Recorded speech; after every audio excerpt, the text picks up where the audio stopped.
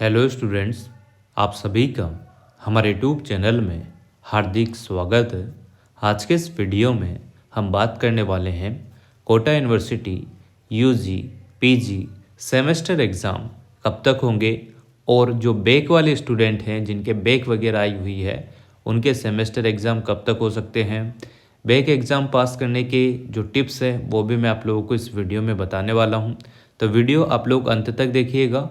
और अगर आप चैनल पर नए हैं तो चैनल को सब्सक्राइब, वीडियो को लाइक और बेल आइकन ज़रूर दबा लीजिएगा।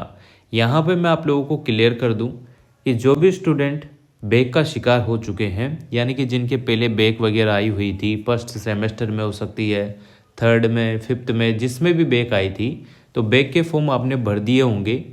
अब आपको पास करने के लिए क्या करना होगा और एग्ज़ाम कब तक हो सकता है। देखो, जब भी आपके किसी भी एग्ज़ाम में बैक आ जाती है तो आपके दिमाग में एक थोड़ा सा डाउट ये आ जाता है कि यार कैसे करें, क्या होगा क्या नहीं होगा।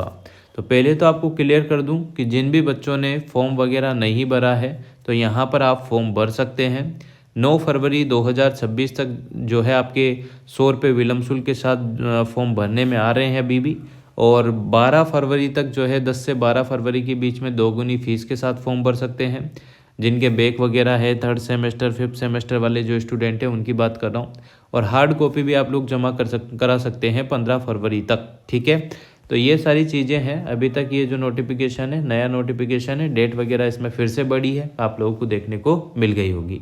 तो जो भी बच्चे रह गए हैं, जो फॉर्म नहीं भर पाए किसी भी कारण से, तो वो फॉर्म भर दीजिएगा ताकि आपकी डिग्री डिप्लोमा जो भी है वो टाइम पर कंप्लीट हो सके। बात करते हैं आपके सेमेस्टर एग्ज़ाम की। तो जिनके बैक है उनके एग्ज़ाम भी साथ ही में ही होंगे और जिनके मेन एग्ज़ाम है उनके भी एग्ज़ाम साथ में ही होंगे लगभग। ये हो सकता है कि जैसे फर्स्ट सेमेस्टर में किसी के बैक है और उसने थर्ड सेमेस्टर का भी एग्ज़ाम दिया है, तो एक दिन रहने वाला है आपका थर्ड सेमेस्टर का पेपर, अगले दिन आपका फर्स्ट सेमेस्टर बैक का पेपर रहेगा, फिर थर्ड सेमेस्टर का रहेगा, फिर फर्स्ट सेमेस्टर बैक का। इस टाइप से आपके एग्ज़ाम कंडक्ट हो जाएंगे। ये तो आपको पता ही होगा कि फर्स्ट और सेकंड सेमेस्टर में आपके 50% से ज़्यादा जो है सब्जेक्ट में पास होना ज़रूरी है, तब जाके आप थर्ड सेमेस्टर का एग्ज़ाम फॉर्म भर सकते हैं और एग्ज़ाम भी दे सकते हैं। ठीक है, अगर कोई न चाहते हुए भी अनजाने में अगर फॉर्म भर देता है, अगर ये क्राइटेरिया पास नहीं हो रहा है, तो पहले तो फॉर्म भरने में आएगा ही नहीं, फिर भी अगर कोई गलती से भर देता है तो फिर उसको नुकसान होगा। ठीक है ना, तो एक बार कंफर्म कर लेना, जो क्राइटेरिया है, जो एलिजिबिलिटी है, वो ध्यान आपको होनी चाहिए। एग्ज़ाम आप लोगों के सभी के एक साथ ही होंगे और ये मान के चलिएगा कि फरवरी में आप लोगों को एग्ज़ाम देखने को मिल सकते हैं, मतलब टाइम टेबल देखने को मिल सकता है। जल्दी आप लोगों को टाइम टेबल दिखेगा और उसके बाद यानी कि ये मान के चलो कि 15 फरवरी से पहले पहले आप लोगों को कुछ ना कुछ अपडेट एग्ज़ाम से संबंधित देखने को मिलेगा। और यहाँ पर 12 फरवरी 15 फरवरी हार्ड कॉपी जमा कराने की डेट भी दे रखी है, तो इसी बीच में आप लोगों को टाइम टेबल भी देखने को मिल जाएगा।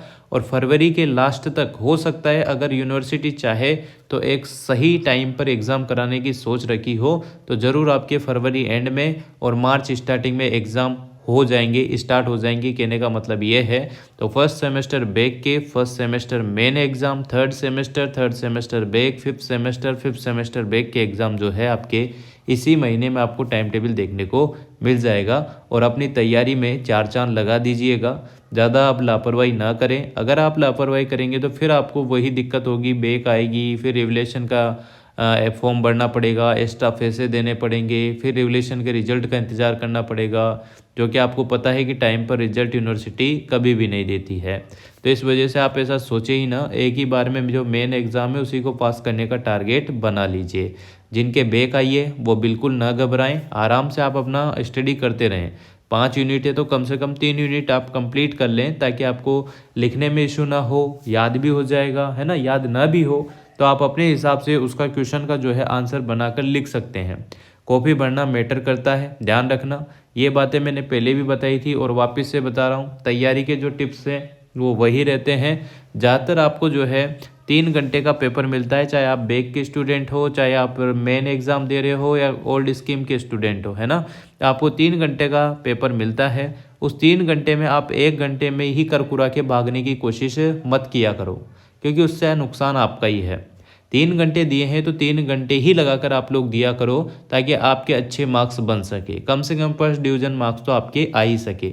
बच्चे गलती क्या करते हैं, 3 घंटे का पेपर होता है और 1 घंटे में ही कर कुरा के हम तो इसकी तैयारी कर रहे हैं, हम उसकी तैयारी कर रहे हैं। तो जब आप सभी की तैयारी ही कर रहे हो तो आपको ग्रेजुएशन पोस्ट ग्रेजुएशन करने की आवश्यकता ही कहाँ है। और मान लो आपने तैयारी कर रहे हो, ये कर रहे हो, वो कर रहे हो, ऐसा कह तो देते हो आप, पर मान लो इधर सेमेस्टर में बैक पे बैक लगती रहेगी तो आपकी तैयारी क्या ही काम आएगी। तो थोड़ा इतना तो पढ़ो कि कम से कम इधर पासिंग के लिए नंबर आ जाए। 3 घंटे में से कम 3 घंटे आप वहाँ पर टिक कर बैठें, कॉफ़ी लिखें। 35 पेज आपके कॉफ़ी में रहते हैं यूनिवर्सिटी कॉलेज की कॉफ़ियों में, तो 30 पेज कम से कम आप लोग लिखें 3 घंटे में।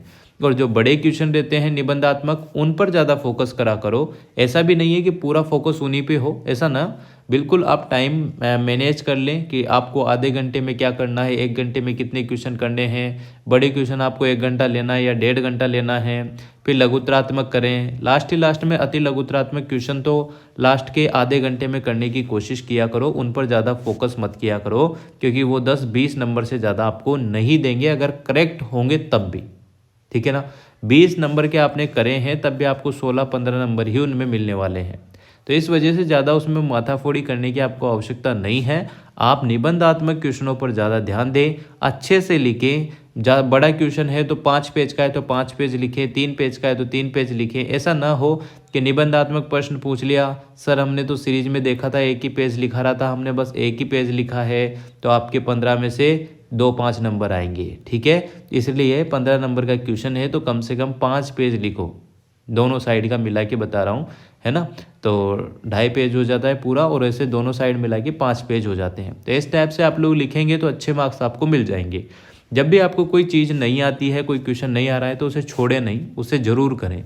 लास्ट में कर ले चाहे तो, है ना, क्योंकि करने से ऐसा होगा, क्वेश्चन आप जितने ज़्यादा करोगे, सारे करोगे, तो उससे ये बेनिफिट होगा कि एग्जामिनर किस मूड में रहेगा। आपको एक मान लो कि टिक लगाते लगाते आपको 5 में से 5 ही दे दे गलती से, तो वो सारी चीज़ें होती है। 3 घंटे में आपको 30 पेज लिखने का कम से कम अभ्यास होना ही चाहिए। और बड़े क्वेश्चनों पर ज़्यादा फोकस, छोटे पे पर कम, फिर उससे छोटों पर और ज़्यादा कम फोकस आपका रहना चाहिए। टाइम मैनेजमेंट का आपको विशेष ध्यान रखना होता है। जो क्वेश्चन अच्छा आता है, जिसमें अच्छे से लिख सकते हैं, उसको पहले कीजिएगा।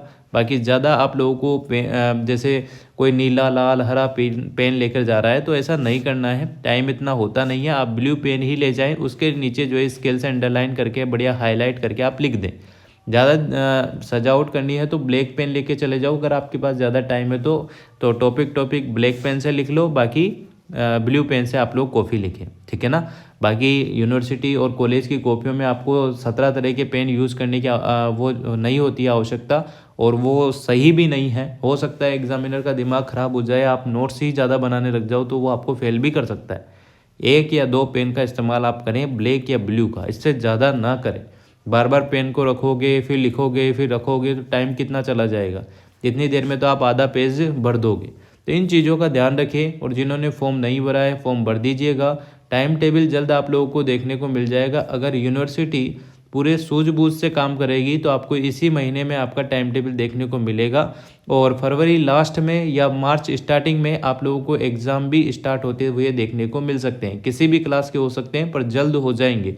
और जितना जल्द होगा उतना आपको फ़ायदा रहेगा, क्योंकि आपके एग्ज़ाम तो दिसंबर के महीने में ही हो जाने चाहिए थे, पर यूनिवर्सिटियाँ इसी तरीके से काम कर रही है और लेट पे लेट कर रही है। आप लोग देखते भी होंगे, कोटा यूनिवर्सिटी में काफ़ी छात्र नेता है, वो काफ़ी बातें कहते हैं कि हाँ ऐसा करना चाहिए, वैसा करना चाहिए, पर यूनिवर्सिटियों पर जो भी नहीं रेंग रही है मतलब। और ये सब चीज़ें होती रहेगी, चलती रहेगी। आप अपनी पढ़ाई पर फोकस करो, खुद पढ़ो, खुद से पढ़ने की चीज़ें कोशिश करो।